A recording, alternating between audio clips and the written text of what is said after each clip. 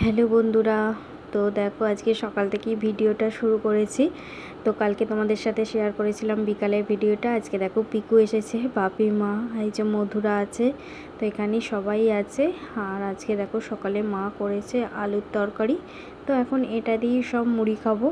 আর এরই মধ্যে দেখো মায়ের এখানে আলু কোটা হয়ে গেছে, আলু ভাজা হবে সেই কারণে। আর এখানে দেখো করলা ভাজতে দেওয়াও হয়ে গেছে, আর আলু করলা দিয়ে পেঁয়াজ দিয়ে ভাজা হবে। আর এখানে দেখো হচ্ছে মুসুর ডাল, এখানে মাছ ধুয়ে রাখা আছে, মা পরিষ্কার করে সব রেখে দিয়েছে। আর এখানে দেখো পেঁয়াজ কাটা হয়ে গেছে, চিকেন হবে আজকে কষা সেই কারণে।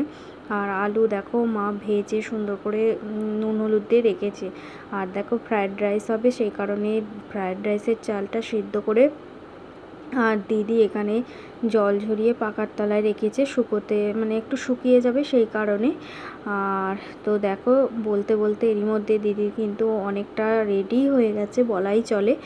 আর এখানে দেখো এখনও চিকেনটা রাখা আছে, চিকেনটা কিন্তু এখনও হয়নি, এবার কষানোর পালা। তো চিকেনটা এখন কষানো হচ্ছে, তো চলো কষানো হোক।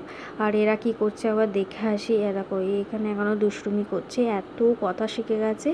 আর আমাদের দেখো নদীর ধারের গাছগুলো সব কাটা চলছে, যেহেতু নদীর সংস্করণ হবে সেই কারণে।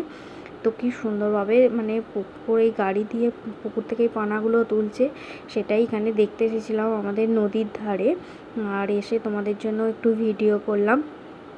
আর এখানে সব গাছ দেখো কাটা পড়ে গেছে, নারকেল গাছ যেহেতু সংস্করণ হবে কিছু তো করার নেই, অনেক গাছ ছিল, আমাদের শুধু না অনেকদেরই ছিল। তো এটাও আজকে একটু ভিডিও করতে এলাম। তো ভিডিও করে তারপরে আবার দেখো দেখে চলে গেলাম। মায়ের দেখো এর মধ্যে রান্না হয়েই গেছে, পটল ভাজা হয়েছে, আলু করলা পেঁয়াজ দিয়ে ভাজা হয়েছে। আর এখানে আছে দেখো বেগুন ভাজা। আর এখানে আছে দেখো পোনা মাছের ঝাল, আর পমফ্রেট মাছের ঝাল আছে। আর এখানে আছে দেখো আমের চাটনি। আর ফ্রায়েড রাইস তো তোমাদেরকে আগেই দেখিয়েছিলাম, দিদি করেছিল ফ্রায়েড রাইসটা, কিন্তু দারুণ খেতে হয়েছিল, খুব সুন্দর। দিদি ভিডিওতে দেখে আরও খুশি হয়ে যাবে, আবার বলে দিলাম। আর দেখো কাটা হয়েছে স্যালাড। তো চলো এখন খেয়ে নিই, একজন করে খেতে খেতে অনেকটা দেরি হয়ে যাবে। তো চলো আগে খেয়ে নিই। মধুরাকেও ঘুম পাড়িয়ে দিয়েছি, মধুরা শুয়ে আছে।